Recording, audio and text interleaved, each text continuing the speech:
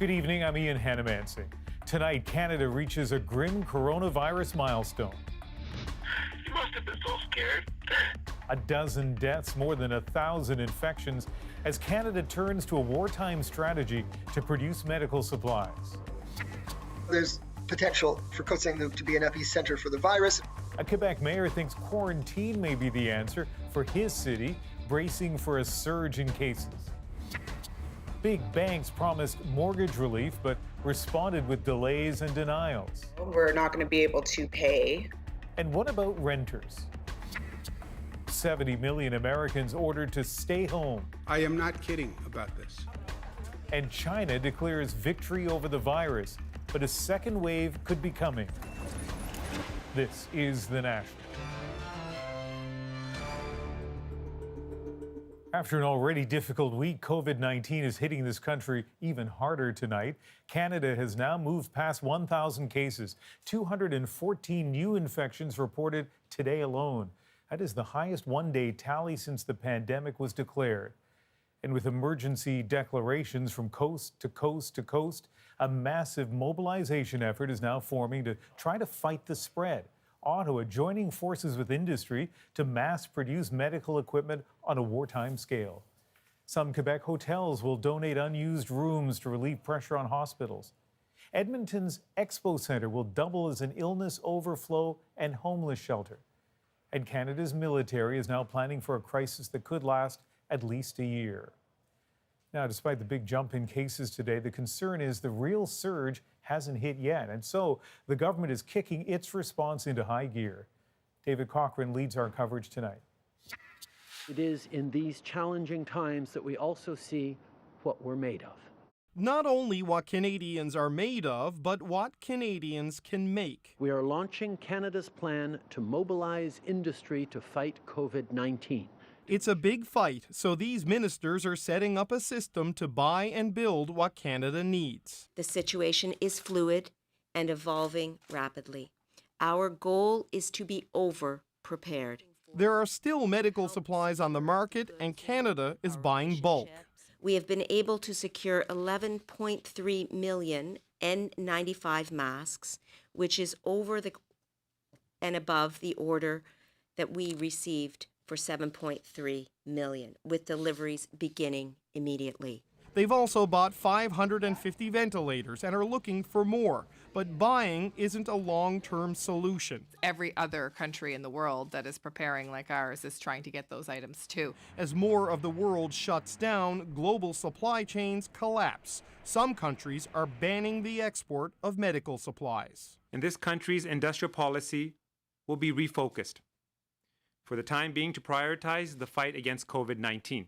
The plan is to create a domestic supply chain. The first link, agreements with 3 companies to ramp up production of protective equipment, ventilators, and portable testing kits. Nearly 6,000 companies have offered help, including ones that make auto parts. So our government will help these companies shift production from auto parts to medical supplies. It's a multi-billion-dollar plan to build a COVID-19 industrial complex. The big question that can't be answered right now is whether all of this will be enough. Other countries have seen their systems and their supplies completely overrun. And while Canada has had more time to prepare, the virus here still hasn't reached its peak. David Cochran, CBC News, Ottawa. The Prime Minister also had an update for Canadians still trying to return home. We're in discussion with Canadian Airlines to help Canadians stranded abroad come home. We will have more details to share, but the first flight will be picking up Canadians from Morocco this weekend. He also announced the closure of the Canada-U.S. border to all non-essential travel effective midnight tonight, though commercial travel will continue. Trudeau also announcing a bilateral deal to turn back all migrants attempting to enter Canada away from official border crossings. There were no new deaths in Canada linked to COVID-19, although a Canadian in quarantine after catching the virus on the Diamond Princess did die in Japan. And some provinces saw substantial increases in the number of confirmed cases. In BC, 77 new infections reported today, Ontario 60, Alberta 49, Quebec reporting 18 new cases, and one city in that province especially uneasy tonight Allison Northcott shows us why.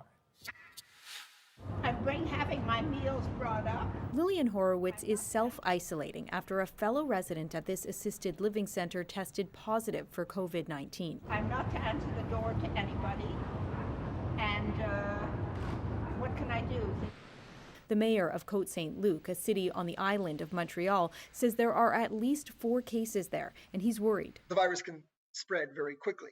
And because we have all these religious institutions where gatherings were going on until a few days ago, and we have so many snowbirds returning to our community, we know there's potential for Côte Saint-Luc to be an epicenter for the virus. The mayor is urging the province to close all non-essential businesses and to consider a quarantine in his city if cases go up. Côte Saint-Luc is densely populated with a large Jewish community and a high concentration of seniors. One of the people infected attended a wedding with 400 guests held last week at this synagogue. All guests now instructed to self-isolate for 14 days. The world has changed so drastically in the 8 days since that wedding took place. And at the time of the wedding, even until the next day, none of the synagogues in Montreal had yet closed. And the following morning, we made the decision to close. This synagogue wrote to members to warn there are cases here, too, and told people who recently attended to stay home. The general message went out to all because everybody is connected to somebody that is a senior or is compromised, whether they know it or not, they have a connection. Montreal Public Health says all religious groups should stop all gatherings. Religious groups are vectors of transmission, are important vectors of transmission. Please follow the order. The mayor of Côte Saint-Luc says synagogues there have now done that, but says it's a shame it didn't happen sooner. Allison Northcott, CBC News, Montreal. And while many Canadians cope with losing daily customs and routines, others are coping with grief of losing loved ones. Ellen Morrow has some of their stories. Sean Cunnington was just 51 years old, a musician, a family man, and another life lost to COVID-19. You must have been so scared. Tommy Dorian was Cunnington's bandmate. Cunnington had an underlying condition, chronic leukemia. No one knows yet how he contracted the virus. If it's not a lesson as to how easily it can affect anybody, I don't know what is. COVID-19's toll on Canada is growing. 82-year-old Mariette Tremblay died at a long-term care facility in Quebec.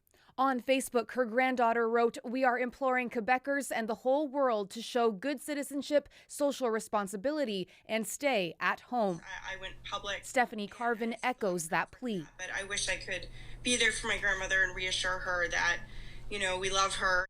Her grandmother in an Ontario care facility is sick and awaiting COVID-19 test results. And to protect residents, visitors are no longer allowed at the home. It's just so stressful not to be with your loved ones while they're sick, and she's not alone. But it's hard because, in so many ways she has to be right now because of this situation.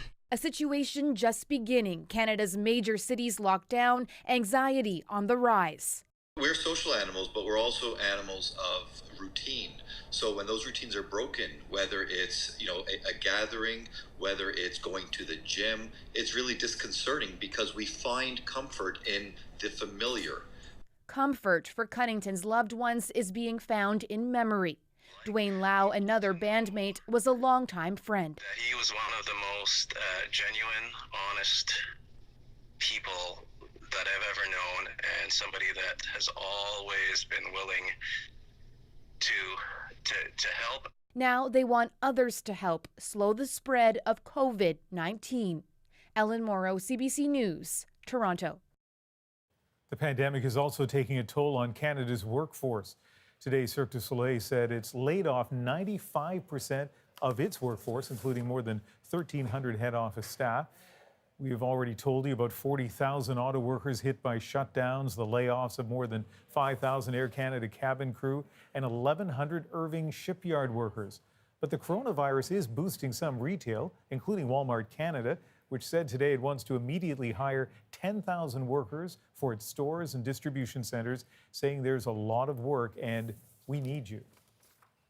But But for those who still go to work, there's mounting concern for their health and their potential to spread the virus. Chris Glover looks at the tension that's creating. Up close at a construction site during a pandemic. There is no such thing as social distancing on a job site. Morgan Signini owns a metal fabricating company, already uneasy about keeping his workers on the job when a developer sent him this letter saying Ontario is not shut down and obligations still must be met. That was really disturbing. I went to bed with a heavy heart, just thinking how I could put my employees in that position. The developer told CBC News the letter was meant to provide much needed clarity on everyone's continued responsibilities. I need to work. For some, the paycheck is worth the risk. I think it's okay because I work outside. But for how long? I won't hesitate to shut anything and everything down once I get the advice. Screening and sanitizing is crucial at Service Canada locations. 500,000 Canadians applied for assistance this week. Under 27,000 is normal. John Minoru bailed on his application this morning, fearful of catching the infection in a crowd of strangers. But he's back this afternoon with gloves. I was worried because I tried online, but it's all clogged. A new release drew thousands to EB Games across Canada. I'm actually living with my grandparents right now, so I have to be a little bit extra careful. After a CBC story this week, precautions were taken inside their stores. We were limiting to how many people were coming in at a time. Officials condemned the retailer. You're putting everyone else into danger. Late today, CBC learned all EB Games stores will close indefinitely, but Signini fears officials are putting people in danger by allowing so many to keep working, potentially spreading the virus. It's going to be actually crippling, even more crippling later. Shut down work now, he says, before it's no longer a choice. Chris Glover, CBC News, Toronto. Manitoba Premier Brian Pallister took direct aim at businesses that refuse to abide by social distancing guidelines, asking Manitobans to take each other's safety and well-being into their own hands. I encourage Manitobans, as you come across a situation where people are not observing the social distancing rules, I'd like you to go on the internet and tell everybody not to shop there. Don't go there. Don't honor that kind of behavior. In fact, it's a dishonor. I'd encourage each of you in the media and all of your viewers and listeners to think of others right now, to contact them. Make sure that they have a sense of being connected to you. Make sure that they're able to be confident that they're part of a world that isn't just their room. Do this. This will be appreciated. Thank you. We'll beat this thing.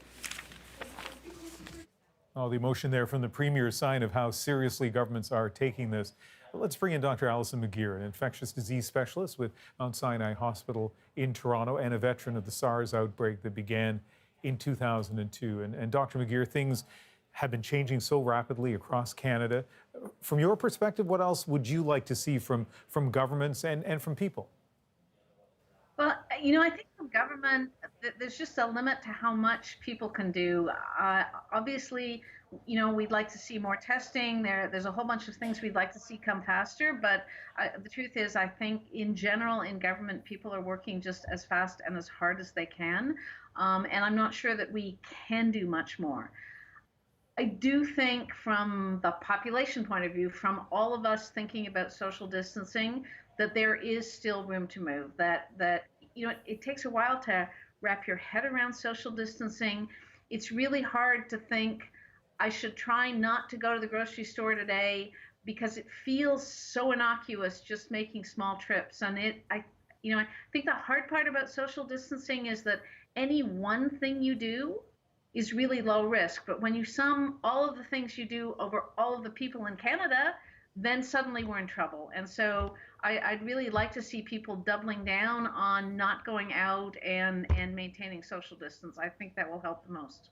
Well, to use your words, there is literally room to move on that. Stand by. We're going to come back to you later on in the newscast. Thanks.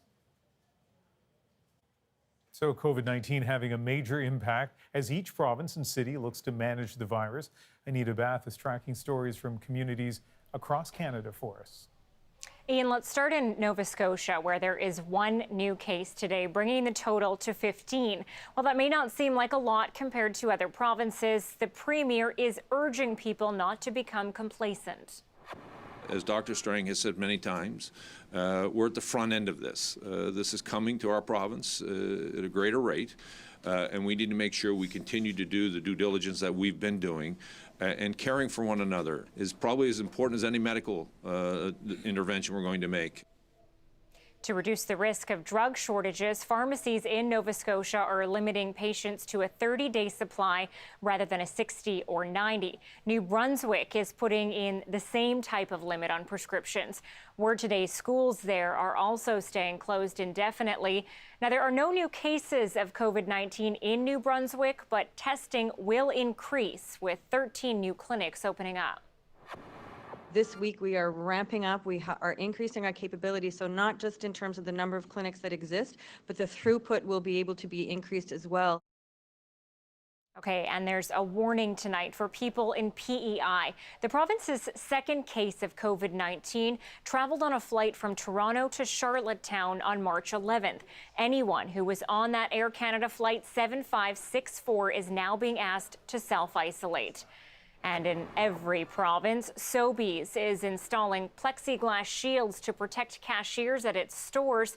This includes Sobeys stores, Safeway, IGA, Foodland, and Freshco, as well as some of its pharmacies, convenience stores, gas stations, and liquor stores.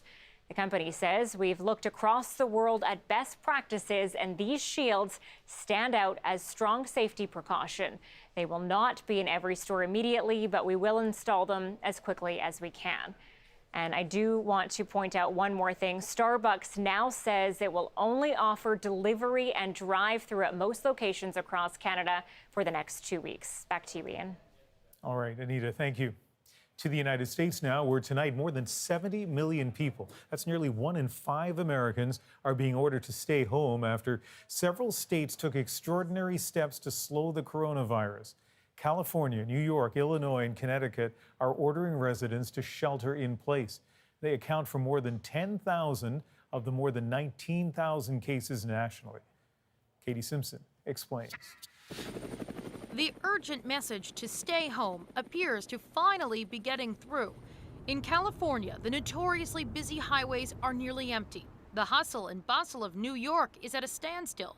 Governors in 4 states have now asked residents not to go out unless absolutely necessary.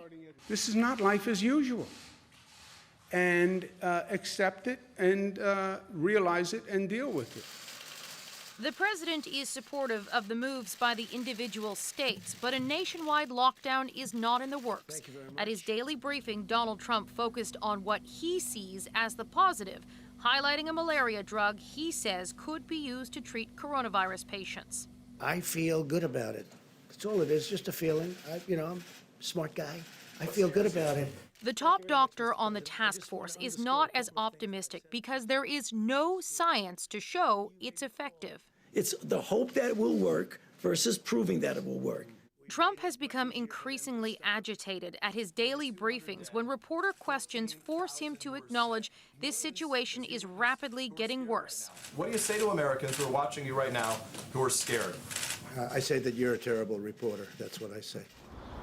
Fear is very real for Americans who are now out of work. I'm just trying to be as normal as possible. I already had a lot going on. This is Danielle. How can I help you? This Indiana mom is among half the staff at a cafe laid off in order to keep the place running. It was probably the hardest thing I've ever done as a manager. Because there's just nothing I can do. More Americans are expected to be in that same position. Experts predict 2 million people will likely apply for unemployment benefits next week. Katie Simpson, CBC News, Washington. The big banks say help is coming for people with mortgages, but what about renters? If there's no money coming down the pipeline, we can't be sure that we can pay our rent. Up next, the push to delay rent day. And what happens to family doctor offices during a pandemic? I don't have what I need to do the job safely. Plus 3 cheers for nurses. Thank you, healthcare workers! the unique and socially distant way that people across Canada are showing support. We're back in 2.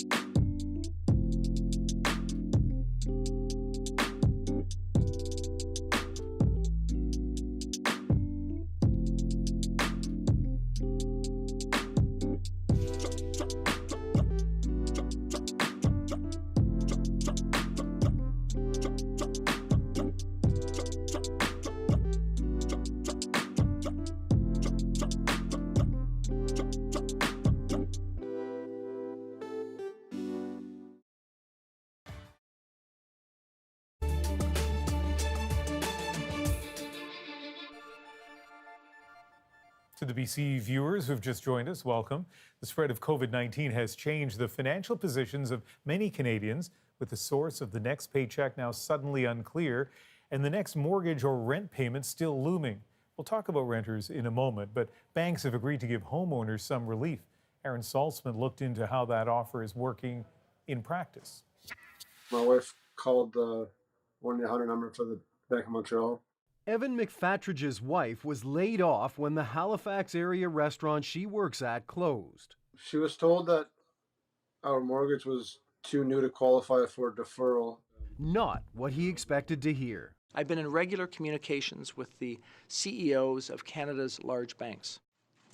Last week, the finance minister asked the big banks to defer mortgage payments for people suffering financially due to COVID-19.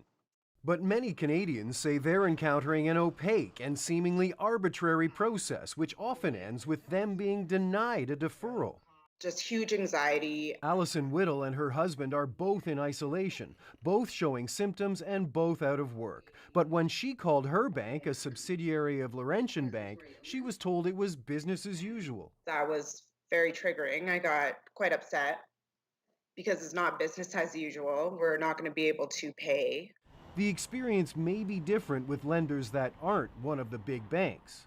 Even before the finance minister's request, this Vancouver credit union was offering 3-month deferrals. One of the phrases that we use in our organization for times like this is forbearance, not foreclosure. Now she says they're offering the full 6 months with little more than a quick phone call or email. CBC News asked each of the big banks about their deferral process. CIBC, Scotiabank, and TD each just repeated their commitment to working with people on a case-by-case basis. RBC didn't respond at all. BMO says it has now reached out to the subjects of our story. After the McFattridges got that call from BMO, the bank granted them a 6-month deferral. Alison Whittle just got a call back as well. She, too, got her deferral. Aaron Saltzman, CBC News, Toronto. While homeowners can get relief on a case-by-case basis, Thomas Douglas shows us that those who rent have even fewer options. Like so many small business owners, Joe Rutherford has seen his income nosedive, dropping in recent days as much as 85%. He walks dogs and hires others to do the same, but now worries about the roof over his head in Toronto's notoriously pricey rental market.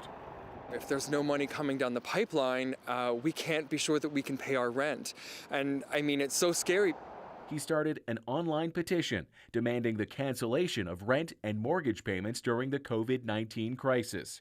It's received more than 500,000 signatures, with Canadian renters asking for immediate government help.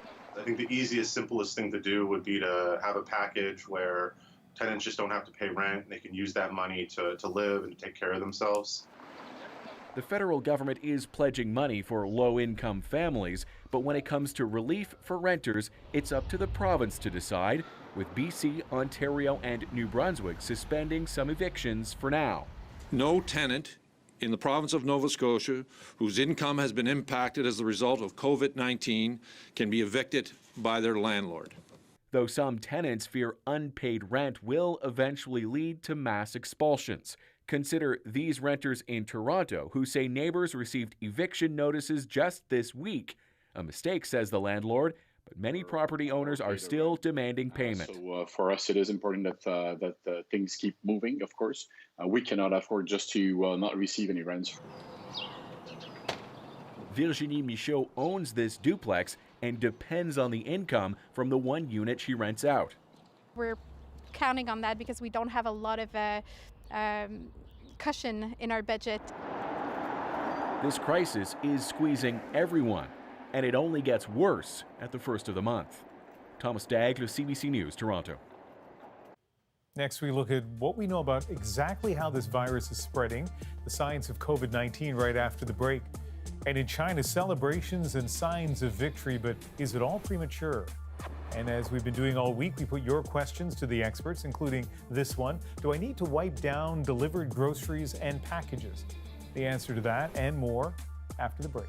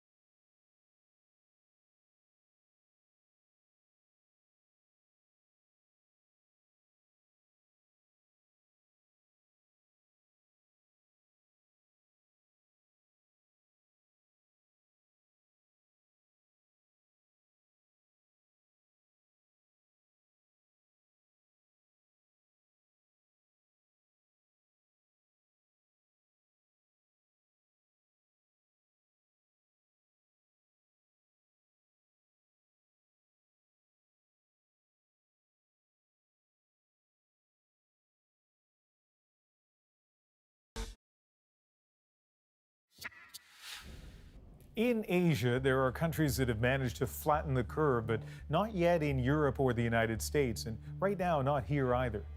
Canada's first case was on January 25th. That number at first climbed slowly, 29 days later hitting 10 cases, but it took only another 17 days for Canada to pass 100 known cases, and just 9 more to pass the 1,000 mark today. Some of that acceleration might be a reflection of increased testing, but the virus is also rapidly spreading. Vicadopia dives into the latest research on how. Much of the biology of this coronavirus is still a mystery, though scientists believe it does a better job of sticking to our cells than the coronavirus that caused the 2003 SARS outbreak.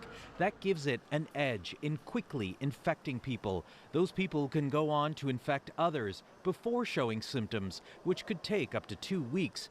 A new study of recovered COVID-19 patients in Wuhan gives us a clearer picture of how long those symptoms typically persist. Coughing lasts 19 days, fever breaks after 12 days, but midway through fever, respiratory problems develop and last as long as the cough. Patients still tested positive for the coronavirus for a median of 20 days, but in some cases it was as long as 37 days. Research is still emerging, but critical for scientists. We are hanging off of every word that comes out. Dr. Isaac Bogosh says it's possible people can still infect others after they've recovered, but odds are they won't. As the clinical condition progresses and as people start to recover and get better, they're likely less contagious to those around them. And ultimately, they'll stop shedding virus and they won't be contagious to anybody. And where that virus is shed may determine how long it remains a threat. A new study found that it can survive on porous surfaces for hours and on hard surfaces like plastic and stainless steel for days. And there's still no consensus on whether recovered patients can get reinfected. One oddity of coronaviruses is that the antibodies that we make don't seem to persist for as long as antibodies we make to other infections, like influenza, for example. Influenza is relatively well understood and monitored. If there's one thing that's being learned from this pandemic, is the need to continue studying coronaviruses, even after the outbreak is over. Vicadopia, CBC News, Toronto. The World Health Organization is trying to find some positive news in this pandemic, and here's what the head of the WHO had to say about the city known as Ground Zero for COVID-19. Wuhan provides hope for the rest of the world that even the most severe situation can be turned around.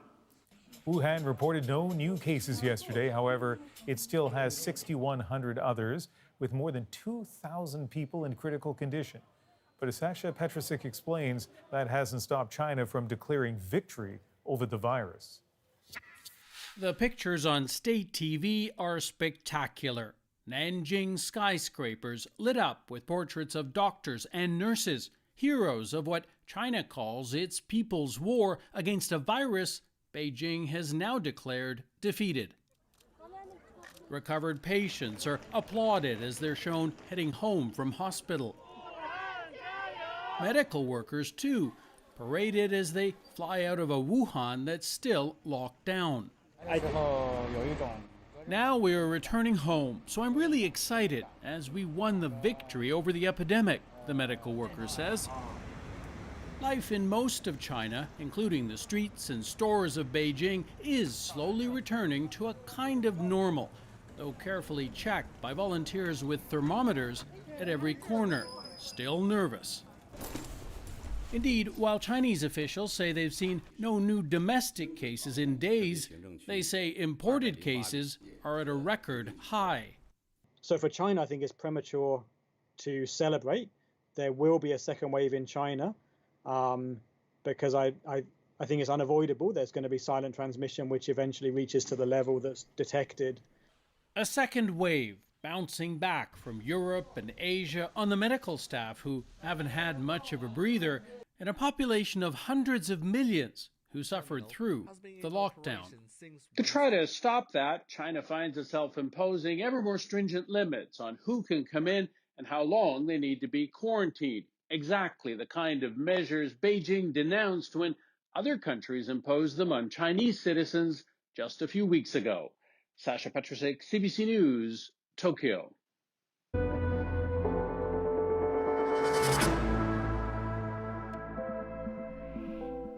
Since the COVID-19 outbreak began to accelerate in Canada, we know that many of you have questions, a lot of questions about how to keep safe, how to keep your family safe, about what is or what isn't relevant in this situation. So we've been committing time on each show to finding those answers. And joining us again is Dr. Alison McGeer, an infectious disease consultant with Sinai Health System, and another familiar face these days, Dr. Isaac Bogosh, infectious disease specialist at University Health Network. As we've mentioned, lots of questions for you. And Dr. Bogosh, let's begin with you. And let's talk about face masks. Have the guidelines for civilians, ordinary people, using face masks changed? No, they really haven't. We firmly believe that people in the general public should not really be wearing face masks because it doesn't really provide any additional protection against getting this infection. If someone's infected with the virus, it's very helpful that they wear a face mask to help prevent them from spreading it to other people, but they're not really going to prevent people from getting infected. Dr. Muir, let's go on to the next question, which is about deliveries. The specific question was about when people get groceries delivered, should they be wiping it down when it comes to their home? You know, what's more important than wiping it down is cleaning your hands afterwards. So I think, you know, in general, when you've come into contact with something from the outside, another person that you have to come into contact with for some reason, the answer is after that, you should be cleaning your hands. That's more important than wiping it down. Most wiping down doesn't do nearly as much good as getting soap and water or alcohol hand rub on your hands. A question for both of you, and I'll start with you, Dr. McGeer. In terms of the amount of testing we're doing in this country, is it enough?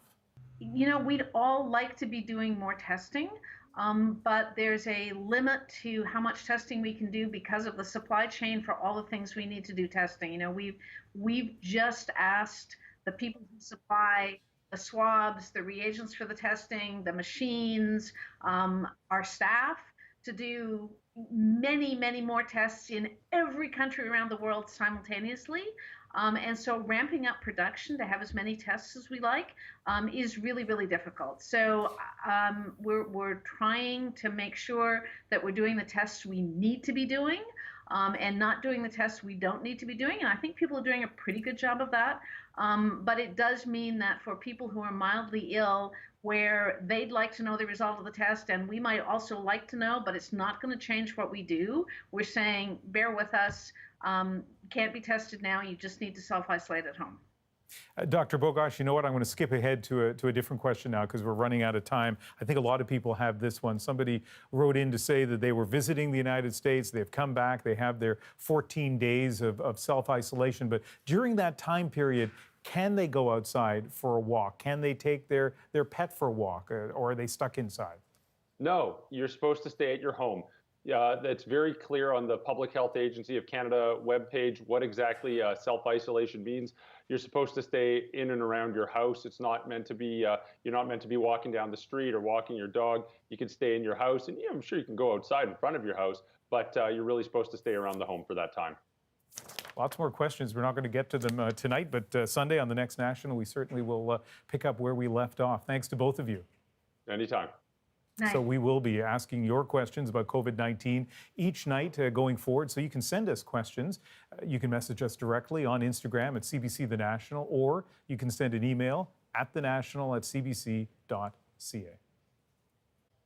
Next, we'll take you inside the warehouse of a big Canadian retailer to find out how they're coping after all that panic shopping that we saw this week. But first, she may be in self-isolation, but that's not stopping Kaylee Dimmock from dancing with dozens of strangers around Halifax. She's hosting daily dance parties on her balcony, and others are joining in online. It's just a small way to have a little bit of an impact on people and to also bring people together. She says she's been blown away by the response and plans to keep dancing. Her playlist already lined up for next week.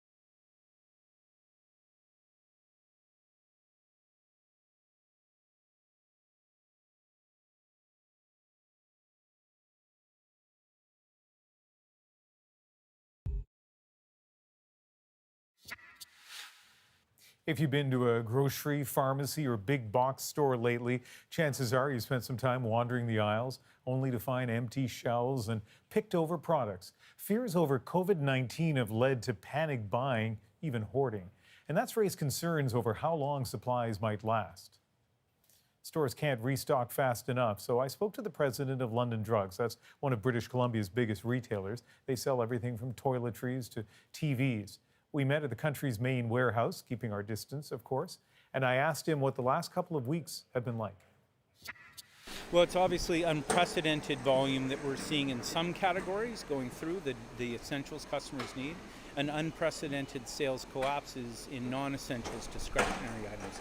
You can clearly see that the consumer is focused on the essentials to get them through this crisis. Let's talk about toilet paper. Did that take you by surprise? Absolutely.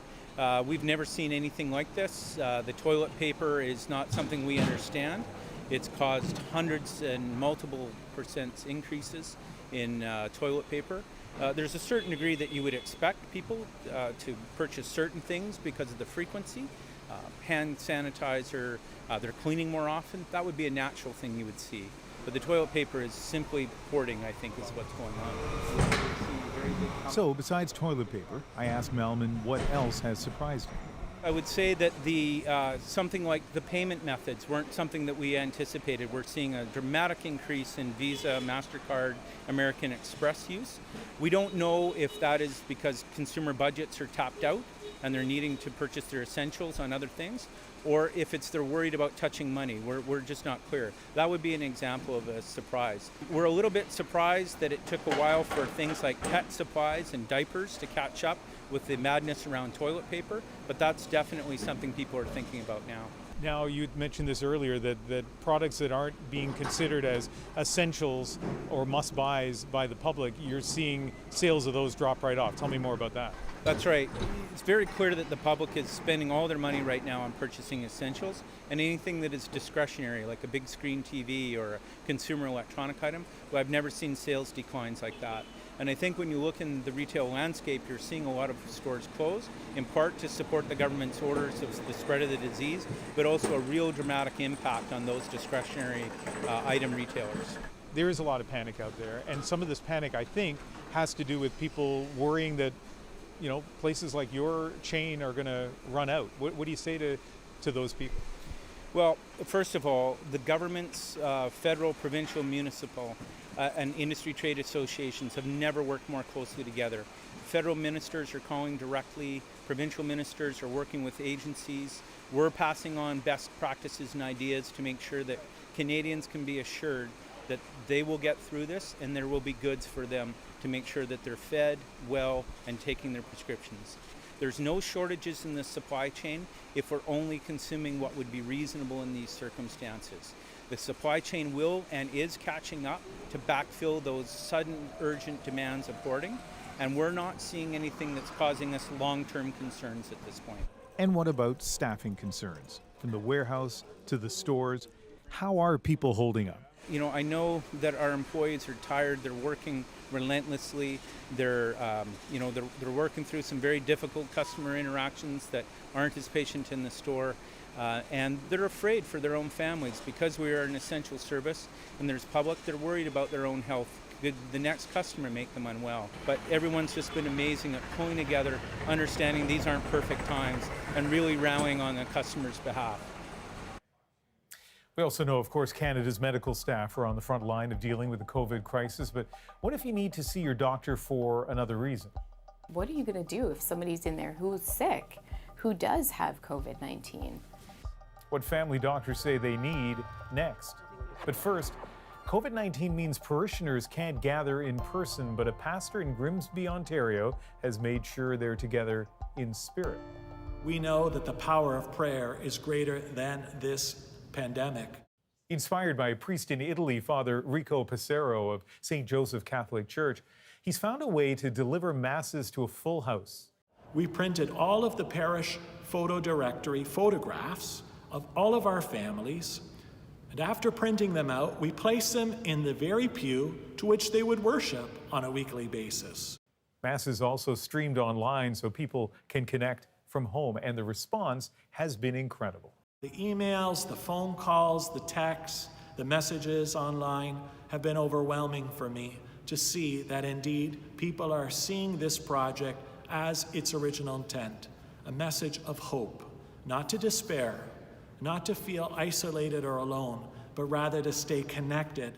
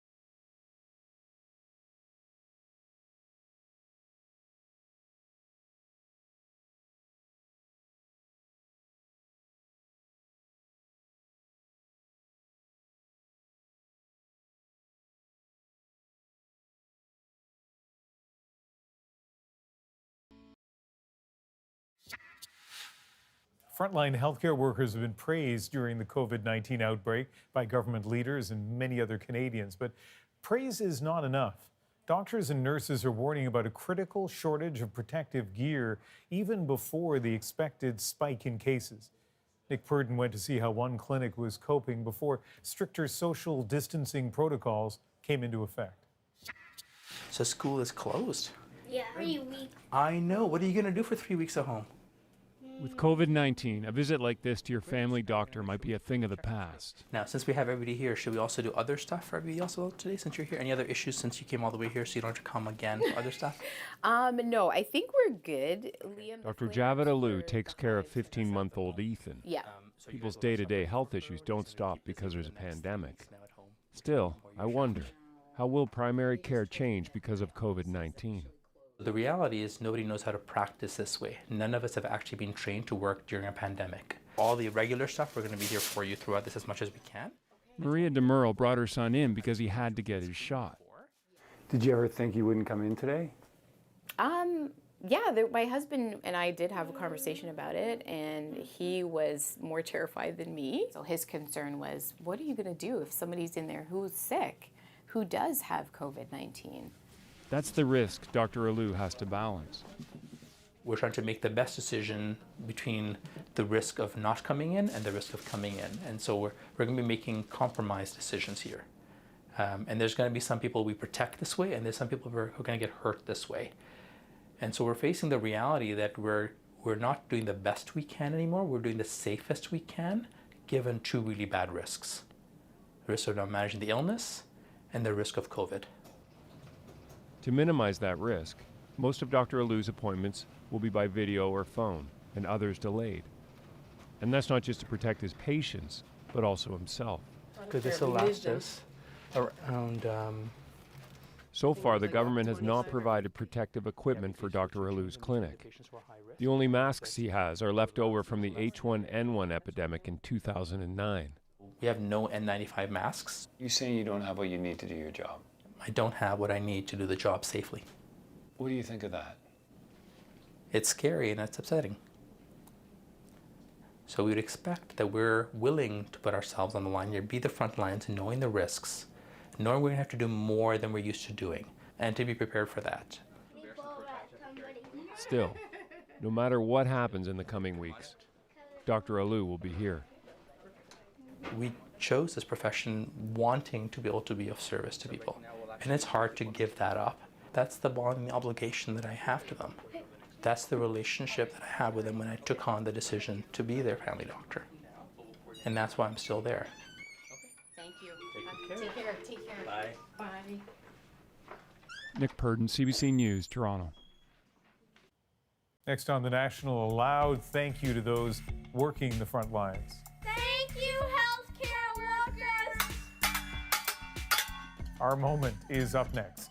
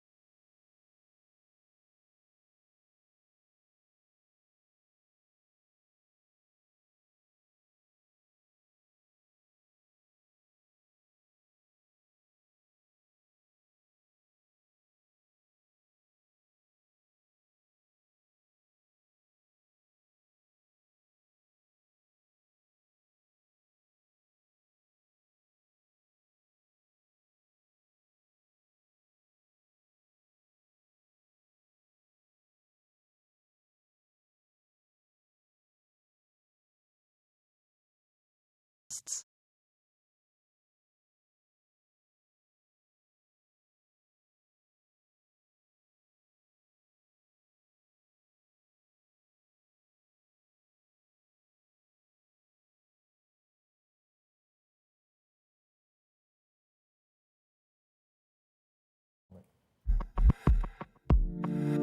Thank you, healthcare workers! All the incredible nurses, physicians, healthcare workers. Thank you, thank you, thank you.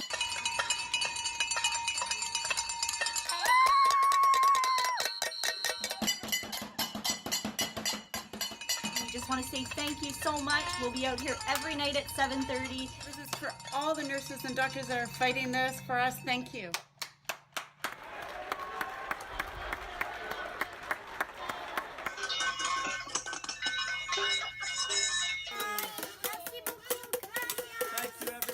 Thank you to our healthcare superheroes who risk their lives for us every day.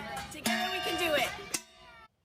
Well, if you're on the other side of those thank yous, you are among the nurses and doctors and other healthcare professionals who are spending so many hours and taking risks to an extent, obviously, to help protect us all. Let us know how that thank you is being received. That is The National for March 20th. Good night.